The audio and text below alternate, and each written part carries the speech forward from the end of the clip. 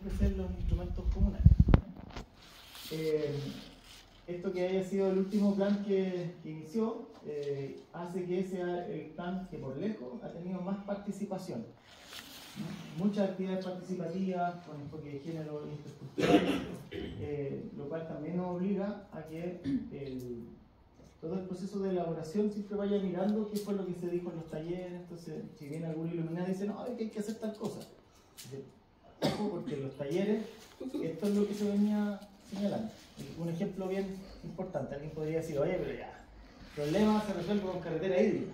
Entonces, ojo, porque en los talleres participativos, con la ciudadanía, con los profesionales de las municipalidades y de los servicios, dijeron claramente no a la carretera hídrica. Entonces, ¿por qué ahora alguien podría llegar y ponerlo? ¿Sí? Yo no me puedo comprometer a que el instrumento el COREC diga pongo carretera hídrica, pero al menos en el instrumento va a estar que toda la gente que se opuso a que eso ocurra. Yo no creo que ocurra en la carretera hídrica, pero es un ejemplo. Y bueno, tiene que estar alineado con los instrumentos nacionales, lo cual no significa que tenga que ser una conversión de los instrumentos nacionales a los regionales. Hay muchas regiones que hicieron así. Hay muchas regiones que dijeron, yo decía, el país quiere hacer esto, entonces yo lo convierto a lo regional y punto. Solo que hicimos un trabajo más largo, decimos no. Primero, ¿qué es lo que la región necesita? Y después vemos cómo se vincula con lo que dicen los instrumentos nacionales, se incorpora algo, se le baja el peso a algo, y no mucho. Y debe orientar los instrumentos comunales. Y aquí tenemos una desventaja enorme. El instrumento no está listo, y las comunas ya lo están elaborando. Ya están elaborando sus planes comunales. Ahora, las comunas, entre ellas San Pedro, han tenido participación en la elaboración, y cada vez que vamos en eso, vamos contando en qué está el instrumento, cuáles son las medidas, y esas son las que se revisan. Entonces esa información después se traspasa a la municipalidad, aun cuando esas medidas no sean exactamente las que queden al final, pero más o menos ya se va asentando. Y lo que yo quiero es contarles de eso también para que ustedes, cuando participen en las actividades participativas del plan comunal, tengan fresquito, en el fondo, cuáles son los temas que se están asentando. ¿Ya? Consulta. ¿Sí? ¿Y los planes regionales de desarrollo y los planes comunales de desarrollo están incorporados también acá? Esto lo recojo, tienen que ir a mirar qué es lo que dicen. Sí, pero no tienen que restringirse a lo que ellos dicen, porque yo voy a ver lo que dice la ¿quién estrategia. manda ahí? ¿Quién manda al final? No es que mande. O sea, tiene que haber algo que está la política, ¿no es cierto? El cambio climático, ¿sí? Después vienen más abajo. O sea, se tiene que alinear, por eso se tiene que alinear. Pero lo que dice la ley claramente, o sea, no tendría sentido hacer un plan de acción regional si solamente el mando es nacional. No, me refiero. Tiene que ser en conjunto. Que esté integrado, digamos, con los demás planes que hay en la región. Lo que sí tiene que integrarse, por ejemplo, tiene que reconocer qué es lo que dice la estrategia de desarrollo regional, pero no se puede restringir a lo que dice la estrategia, porque si nos restringimos a lo que dice la estrategia no hacemos nada. O sea, el instrumento tiene que ir más allá de lo que dice. Entonces hay que modificar el plan regional también. Después habrá que modificar. Desarrollo. Claro, va a haber que modificar la estrategia. O los planes de emergencia, por ejemplo, que en este caso tienen una vinculación importante. Entonces, bueno, ha habido un montón de actividades participativas, tanto para diagnosticar el estado de la región en términos del cambio climático, en términos de amenaza, identificarla, dar ideas de medidas, en el proceso también de priorización de las medidas.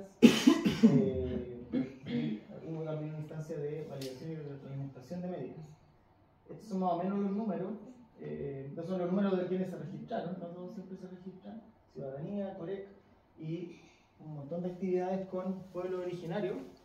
En el fondo nos pedían pocos talleres, nos pedían como 3 talleres y terminamos haciendo 22 actividades.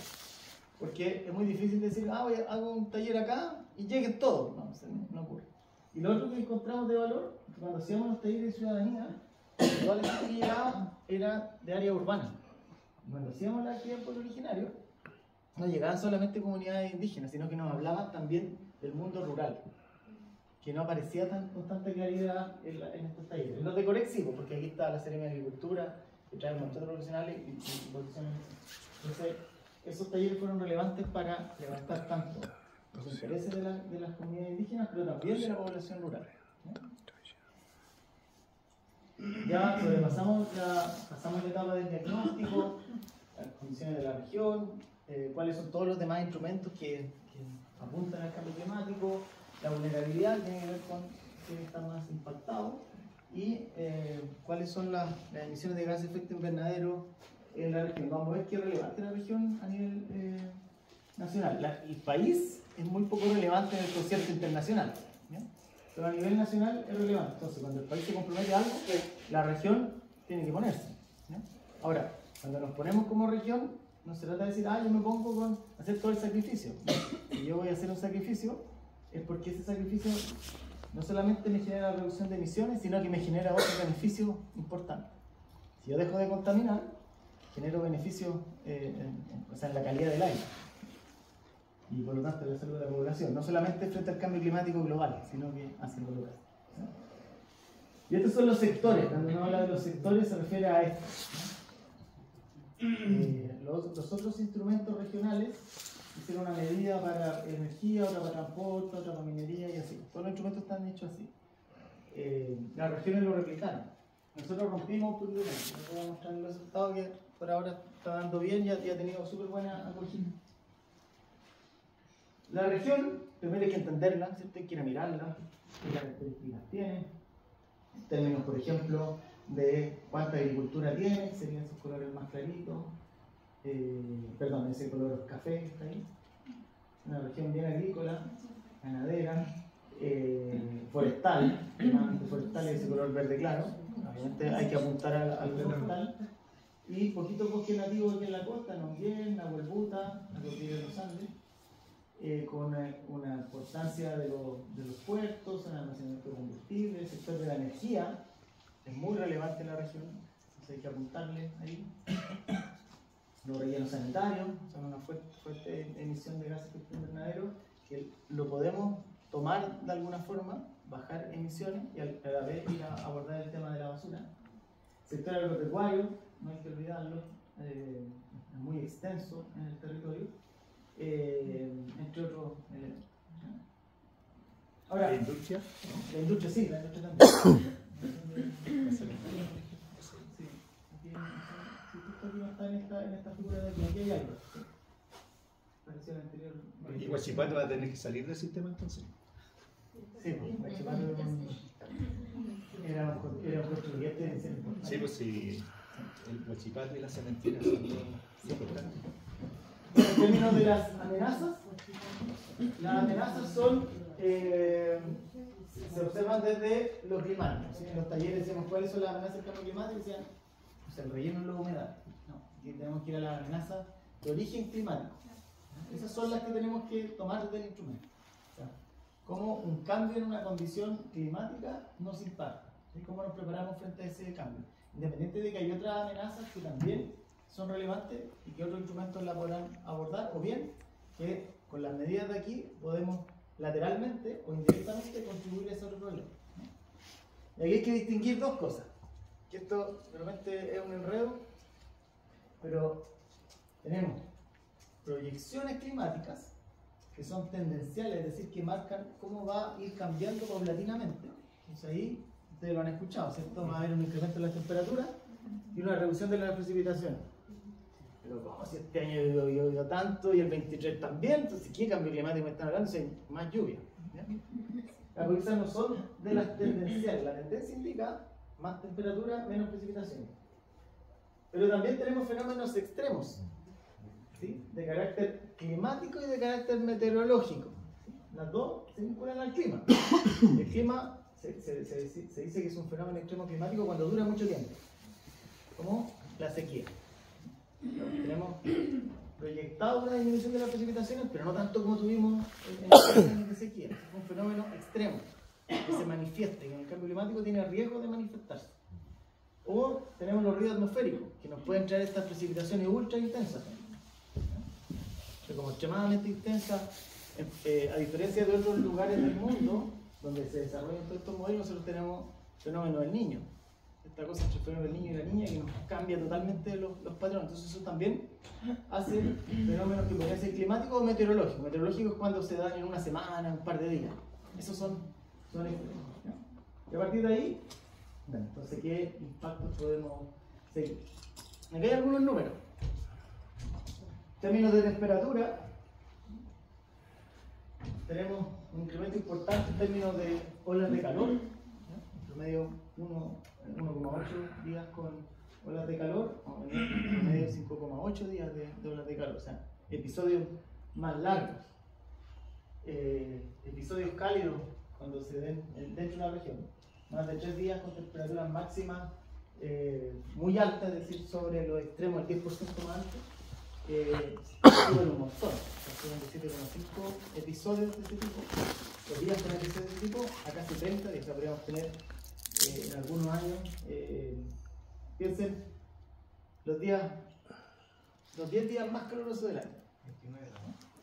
Entonces, eso lo tenemos con suerte, o sea, una semana, no sé, tenemos 2 días de enero y un día, no sé, 3 días de febrero. ¿Disculpa, ahí tú calculas un promedio regional? Aquí se calcula así, se tiene en toda la región espacializado. Entonces, claro, en Concepción no es que se vaya a incrementar tanto, aquí son los colores más suaves, hay menores aumentos, pero para el interior. Pero tú agrupáis interior con cordillera o los son los valores máximos. ¿Hasta cuánto podría llegar? Entonces, hay algunos de estos lugares donde habían 7 y pasa a 30.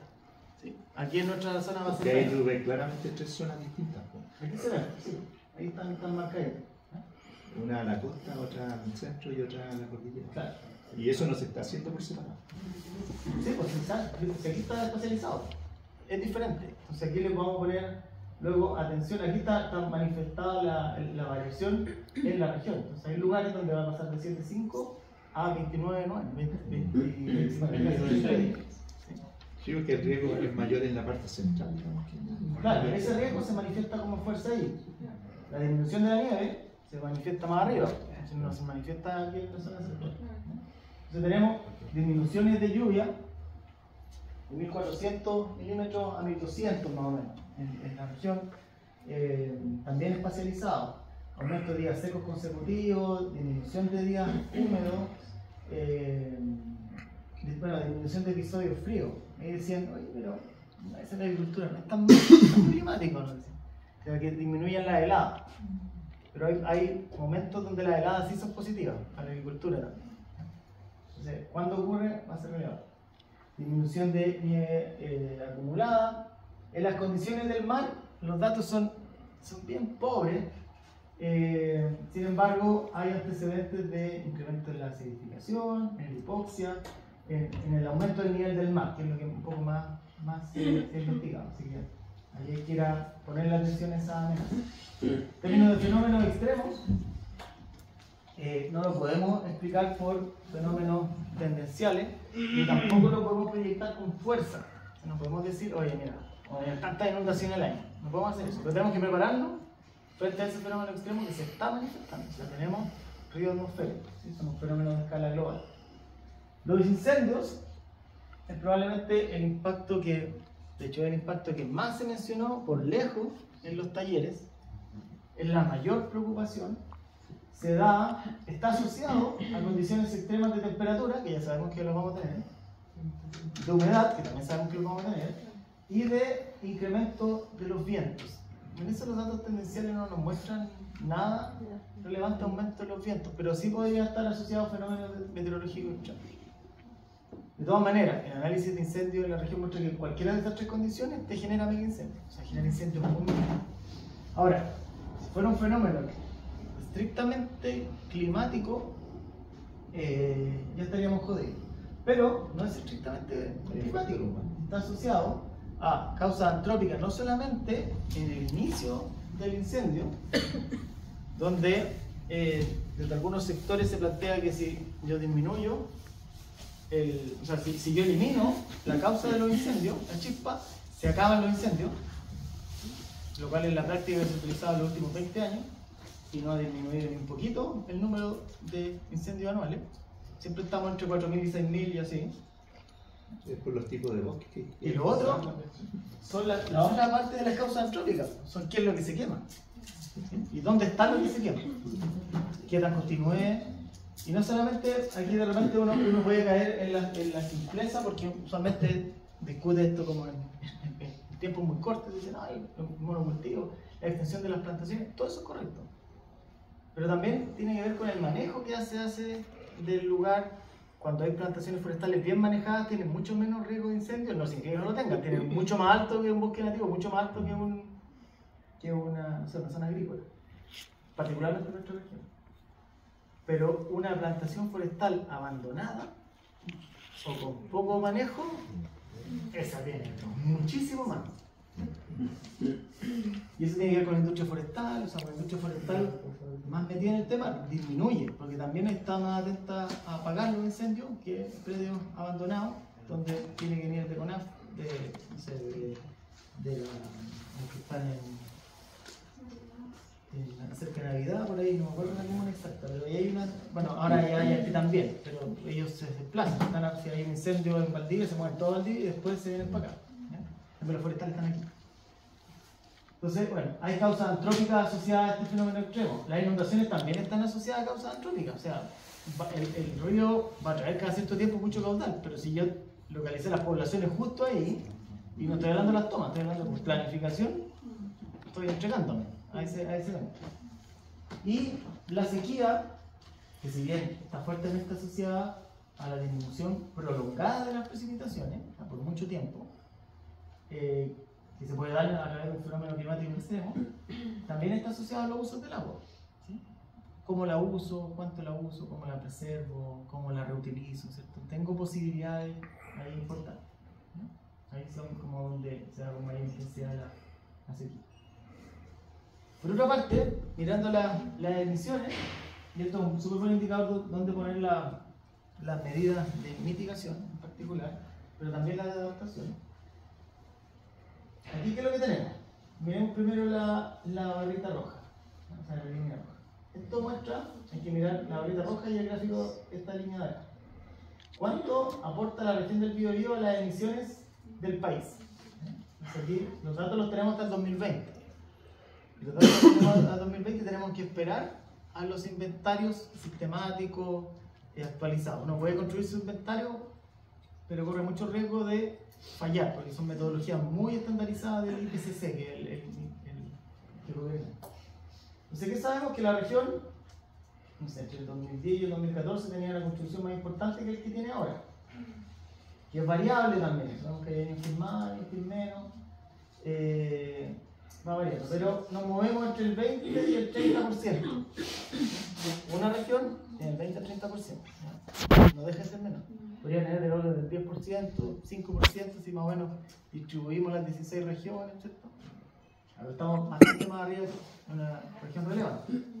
Quizás no se sepa, pero en proporción a la matriz productiva nacional, porque quizás se produce más que acá, o por ejemplo esas emisiones son Sí, no traje aquí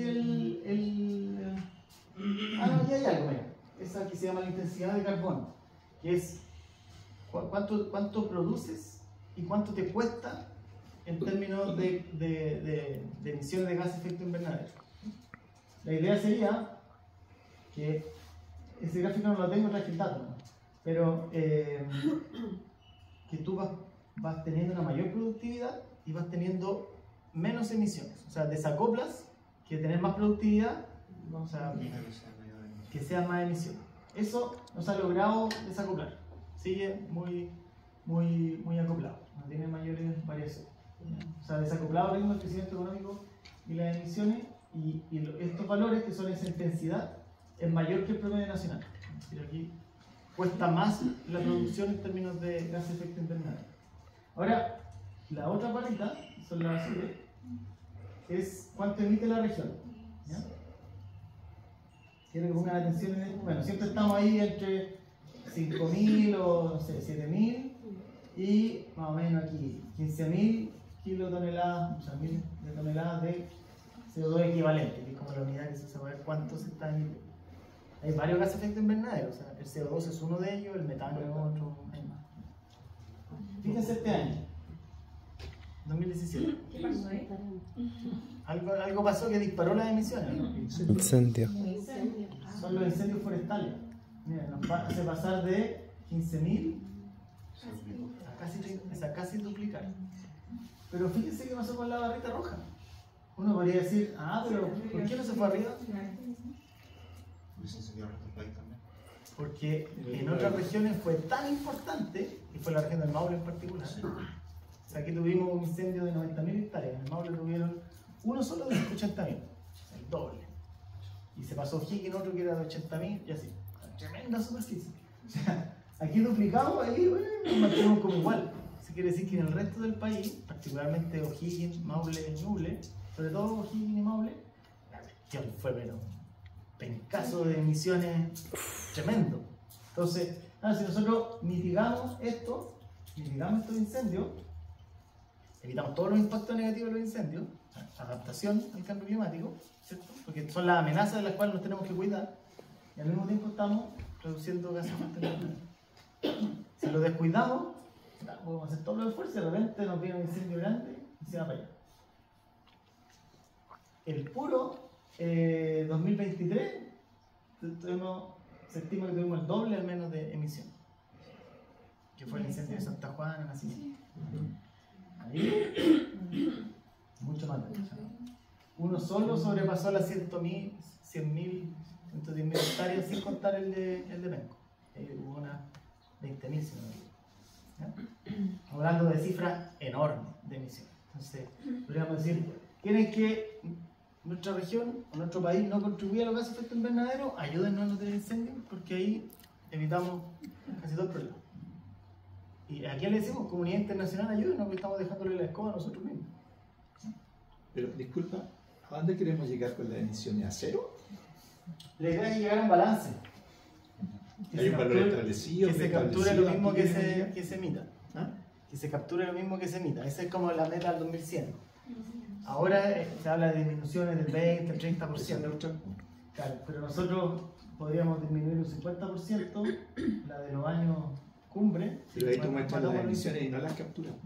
Ya vamos a hablar de las capturas.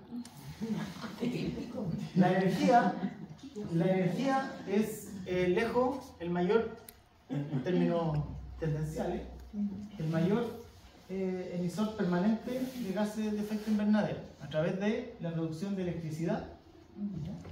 O sea, las termoeléctricas emiten mucho. El transporte se pone dentro del sector de energía, también emite bastante. O sea, emite como un tercio o menos de las emisiones del sector de energía provienen del sector transporte, en particular transporte terrestre, muy poco y mal medido la aviación civil y el transporte marítimo, hay que decirlo.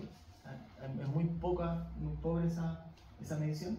Esa emisión es alta igual, ¿no? Los barcos que llegan con... Sí, pero está muy poco medido. En otros países se... Sí. Quizás entra en la estadística nacional, no sé, pero la regional no. La parte industrial, papel celulosa, hierro y acero, emiten, pero es un 14% del total. O sea, empieza a ser más chico, ¿no? O sea, la electricidad, la energía, la matriz energética, donde, si queremos bajar emisiones, es donde nos tenemos que meter. Y el sector residencial, a través de la chimenea, de la estufa, tienen ahí, están en el orden del 5%. Es pequeño, pero tiene un enorme impacto ambiental. Entonces nosotros podemos aprovechar de decir, oye, vamos a combatir el efecto invernadero, nos metemos ahí y generamos un co-beneficio grande en la calidad del aire. Entonces también hay que utilizar estos instrumentos efectivamente bajando emisiones. O sea, vamos a bajar emisiones con el instrumento, pero queremos generar co-beneficio. Las capturas, estas las capturas a veces como términos negativos. Hay comunas que son grandes emisoras. Los rojos, mientras más rojo, más emisor. Mientras más azul, más captura. ¿Sí? Hay comunas que capturan, Antonio, Triaco, Antuco, es decir, por los bosques que tienen, capturan más de lo que emiten, mucho más de lo que emiten. San Pedro está en rojo, ¿sí? O sea, emite más de lo que captura, tiene poco que captura, poco que captura. Los Ángeles, el Nacimiento, Cabrero, emiten harto. Pero también hay tanta celulosa. También hay. Y relleno sanitario. También emiten relleno. Nosotros igual tenemos un... Florida, lo que emite, buena parte lo tiene el verde. Las plantas de tratamiento igual. También emiten, sí, a través del metano. Hay un pobre dato referente a cuánto captura la zona costera. Como que está poco calculado. Pero insisto, por eso es importante el tema de los inventarios oficiales, porque yo puedo decir, estoy capturando esto.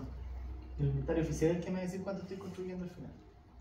Y los humedales, curiosamente, en los indicadores, como son humedales que están en buena parte degradados, no logran capturar mucho, porque como están degradados también están emitiendo. Entonces, que terminan medio balanceados. Entonces, si yo quiero ocupar la estrategia de hacer más humedales, para capturar me decir, oye, los humedales que tú tenías están emitiendo más de lo que capturan. Entonces, no la puedo meter por ahí, tengo que ponerle la adaptación. ¿Ya? ¿Y la diferencia te da entonces que emitimos más que lo que capturamos? ¿En los humedales? No, es que No, en general, mucho más. Sí, ese es el balance de acá. Aquí está el balance, aquí ya están restadas las capturas. el rojo es el balance. O sea, hay sectores que capturan, o sea, el bosque nativo captura, las plantaciones forestales también cuando los indígenas están capturando, pero el balance da arriba. Ah, eso ya está. Sí, aquí ya está, Ah, ya, que- sí, ya está descontada la Eso captura. son las emisiones, pero con el balance incorporado. Claro, podría ser la emisión y si tuviéramos más captura, estaría la barrita abajo. ¿No? Bien, ahora estamos en las medidas, les voy a mostrar cómo están saliendo. Estamos, bueno, calculando los costos, indicadores, eso lo estamos afilando, así que no estoy en condiciones de mostrarles eso. Bueno, para eso hemos mirado cómo se manifiestan las amenazas y cómo cuáles son lugares más riesgosos. ¿No? Por ejemplo, en términos de... Lo voy a mostrar un poquito más adelante. Este es el ejemplo metodológico. ¿No? Entonces, ¿dónde se expresan las amenazas? Vamos a mirar los sectores y vamos a mirar cómo, en este caso, por ejemplo, por localidad, cuáles son sus capacidades adaptativas, la sensibilidad y vulnerabilidad. ¿No? Y lo voy a mostrar después de detalle ese mismo gráfico. O sea, aquí, por ejemplo, estamos mirando ciudad y salud, estamos mirando esta amenaza. Entonces, vamos a contrastar la amenaza con la exposición, sensibilidad y a partir de eso llegamos al riesgo. Entonces, por ejemplo, frente al riesgo de reducción de la energía hidroeléctrica generada por la reducción de las precipitaciones, es decir, tenemos menos precipitación y nos impacta en menos producción eléctrica, vamos a mirar como amenaza las precipitaciones del futuro, como exposición, donde hay más demanda eléctrica, y la sensibilidad en la susceptibilidad porque tiene menos recursos hídricos, y la capacidad adaptativa, cuántos tienen paneles solares, lo que se llama generación distribuida, que casi nadie tiene eso. Esa podría ser la capacidad adaptativa. Ese era el ejemplo de cómo se construye. Entonces vamos a ver. Estos son algunos ejemplos. Entonces, disminución de la producción de agua potable por reducción de las precipitaciones. Amenaza, precipitaciones. Exposición, población abastecida con red del agua potable. Sensibilidad, consumo de agua potable por habitante de año. Y en este caso no teníamos capacidad adaptativa previa. Tomamos los datos de aquí. Entonces, ¿qué nos dice? Bueno, pongamos la atención a esto en Los Ángeles, Coronel, San Pedro, Concepción. Son los valores más. Significa que exclusivamente en esos lugares, pero nos va marcando dónde ese impacto tiene más, habría que ponerle más atención. O seguridad hídrica doméstica, en este caso rural, donde es más impactada por incidencia de sequía, por la cantidad de población rural y otras características. Nos dice, póngale ojo a Tomé, póngale ojo a Yumbel, Cabrero, Los Ángeles. Las comunas con más población tienden a ser objeto de mayor impacto. ¿Sí? Hay más población que podría ser. Impacto sobre la salud de la población sensible por aumento de episodios cálidos. O sea, olas de calor, ¿dónde golpea? Golpea en Los Ángeles, en Huevín, en La Laja, Alcamávida, Chicoyante, Concepción. Probablemente esto requiere de corrección. No porque esté mal hecho esto, sino que como es tan grande la población de Concepción, termina siempre robándose la película. Y me dice, bueno, pero por olas de calor Concepción. ¿Ya? Pero en la otra sí va pegando. Hay que mirar también los altos, cuáles son los que podrían tener más riesgo de eso. Ahí, entonces, capacidad adaptativa, ¿cuánto arbolado tiene? ¿Cuántos humedales tiene? Si tiene poco arbolado y poco humedales, a menos adaptado. Entonces, aquí está cantada cuál es la medida que hay que tomar, ¿no? Más arbolado, más humedales.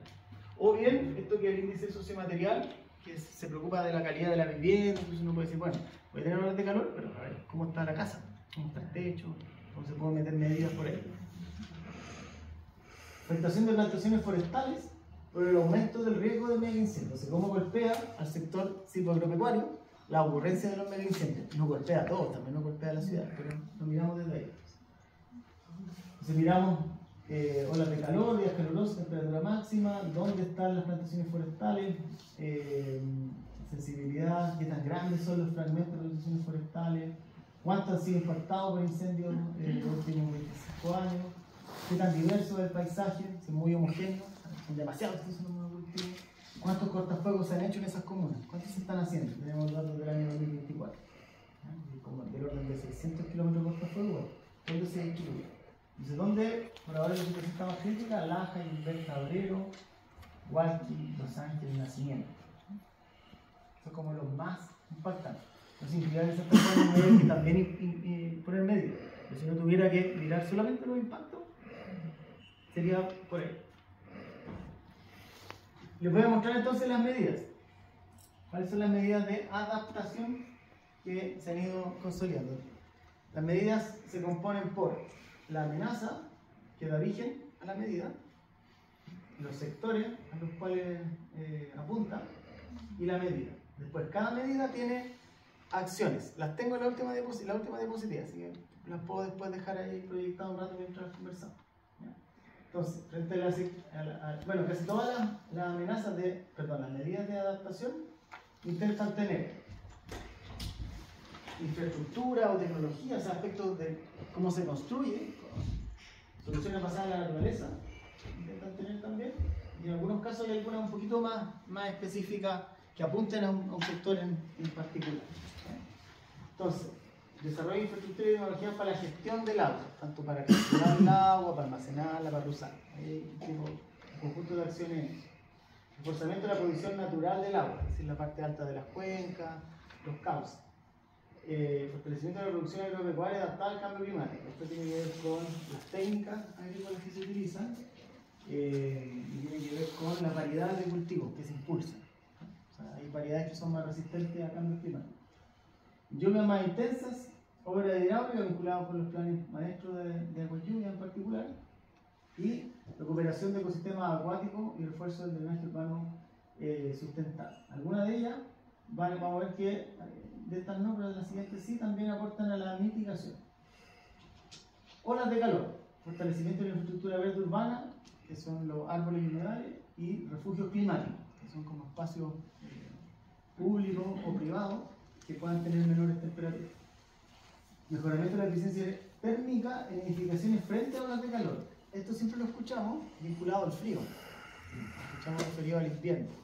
También, muchas veces, la misma tipo de mejoramiento sirve para el calor, siempre y cuando tenga la ventilación bien incorporada. La ventilación es protección y gestión de ecosistemas sensibles frente al cambio climático. Eso va a la biodiversidad. Respecto a incremento de incendios forestales, esto perfectamente significa que tiene los dos asteriscos porque podrían estar en mitigación. Estamos aquí en adaptación. El monitoreo de los incendios forestales para poder combatirlos más rápido. En segundo lugar, implementación de infraestructura y gestión de paisaje contra la propagación del fuego. ¿Qué significa esto? Significa aumentar los cortafuegos, pero la gestión del paisaje significa cómo se gestionan las plantaciones forestales, cómo se incrementa la diversidad. Aquí entran los instrumentos de planificación y gestión territorial. Protección de infraestructura crítica frente a incendios forestales, en particular infraestructura energética. Y muy en segundo lugar, el tema vial. Y fortalecimiento de la seguridad energética de hogares y de infraestructuras de uso comunitario. Esto también tiene que ver con energía, tiene que ver con la autonomía energética de lugares, que ya está la ley de poder aportar con energía. Lo que pasa es que tengo el incendio acá, tengo la subestación aquí y tengo toda la línea de transmisión para acá. Cuando cae la subestación y toda esta población queda sin energía. Entonces, dada esa amenaza, dada la probabilidad de que se corten las líneas o revienten las subestaciones, es que esa es una buena medida. Y respecto a aumento del nivel del mar, tenemos temas vinculados a la pesca, a la agricultura, y vinculados a temas más de infraestructura de borde costero. Y respecto a la mitigación, el grueso de las medidas, se fijan, está en energía, está en apoyar la transición energética hacia energías renovables en carbono neutral, les voy a mostrar cómo también. El desarrollo de la producción y consumo, esto es súper importante, que son puntos de hidrógeno verde. Otras regiones dicen, yo voy a ser región productora de hidrógeno verde y la voy a exportar. Esta región ya tiene en su agenda que quiere usar aquí mismo el hidrógeno verde que produzca. Entonces, aquí, bueno, voy a terminar y les cuento cuál es el problema con las medidas de mitigación. Electromovilidad en el transporte público y carga, apoyar la reducción de emisiones en la industria, mejora de los sistemas de calefacción residencial, tanto como mejoramiento térmico, recambio calefactorio y otras tecnologías para mejorar los combustibles. Residuos, tiene el estímulo al reciclaje y la gestión integral de los residuos sólidos, particularmente a través de la limpiación de los residuos orgánicos. En las prácticas silvoagropecuarias, agricultura y forestal, apoyar la reducción de emisiones, insisto, ya le voy a abrir ahí para que vean las acciones como están quedando, y restauración del bosque nativo para la captura de gases de efecto invernadero. Hay dos medidas transversales que son como las primeras, que tienen que ver con la educación y capacitación, y otra que tienen que ver con el fortalecimiento de la gobernanza, particularmente de las instituciones que tienen que estar implementando esto y dándole seguimiento a los nacionales y decir, usted dijo que iba a hacer esto en la región, a ver cómo va. Y a las comunas, estar apoyando a las comunas para que puedan ejecutar también sus planes. ¿Cuál es el problema de las medidas de mitigación? Las medidas de adaptación, aparece un fondo del FNR, del IEF, del Corfo, de la Agencia de Sustentabilidad en el Cambio Climático, de la Agencia de Sostenibilidad Energética, implementan y directamente van generando adaptación. La mitigación, en cambio, depende de inversiones de privados. Y el Estado no puede ir a invertir directamente a la forestal para que tenga más cortafuegos o tenga más, no sé, cambie la variedad de eucalipto. Lo que lo puede hacer es estimularlo. El Estado no va a construir plantas de maremotrices. ¿Sí? Al menos en el tipo de Estado que tenemos, no lo podemos hacer. Se tienen que generar las condiciones para que se instale la energía maremotriz, la energía eólica o la energía solar en lugares donde no generen conflictos, generen la menor cantidad de conflictos posible. Se tienen que generar condiciones de base, sobre todo a nivel regional. La región tiene que generar pilotos, cosas demostrativas, apoyar con un cambio de micro, ¿cierto? Tiene que apoyar, es puro apoyar, estimular y tratar de detonar. Y no es lo mismo que hace en la adaptación. ¿Dónde puede meter plata directo? Acá. En la restauración, acá, en los sistemas de calefacción residencial. Lo hace a través de subsidios, acá, temas de reciclaje. Pero lo otro siempre es el apoyo, el piloto. ¿Qué es lo que dice la literatura internacional? Que ha funcionado, normas y pricing, que es como ponerle bandas de precio, impuestos, cosas así. Y eso la región no lo puede hacer. No, apuntar lo mismo, exigir al privado que cumpla una norma de estándar internacional que permita... Nacional. No, eso es del nivel nacional. O sea, es una ley nacional, no lo puede hacer una región. Puede dar permiso o no dar permiso, se puede restringirse hasta cierta parte. Pero lo que más funciona son leyes y como bandas de no sé cómo traducirlo, es como ponerle, no un impuesto, pero que tenga más costo producir algo que genere gases de efecto invernadero. O al revés, dar beneficios tributarios para que se produce sin... Claro, son como... Incentivar esa vía. Sí, claro. Pero en Chile no tenemos nada de eso todavía. Hay Ni vamos a tener. Sí, no, pero hay poco. Por ejemplo, hay el término de los cambios de combustible. Ahí sí hay temas relevantes. Transición energética. El precio de la energía. Tiene que ver, claro. ¿Sabes qué? Te voy a hacer un comentario. Me da la impresión, es una cuestión personal, que hay un montón de cosas que no están incorporadas. Porque el cambio climático influye en todo, digamos, ¿no es cierto? Ya ahí hay algunas cosas, pero no sé, por ejemplo, yo pienso en la empleabilidad, en las enfermedades, en las plagas, en la falta de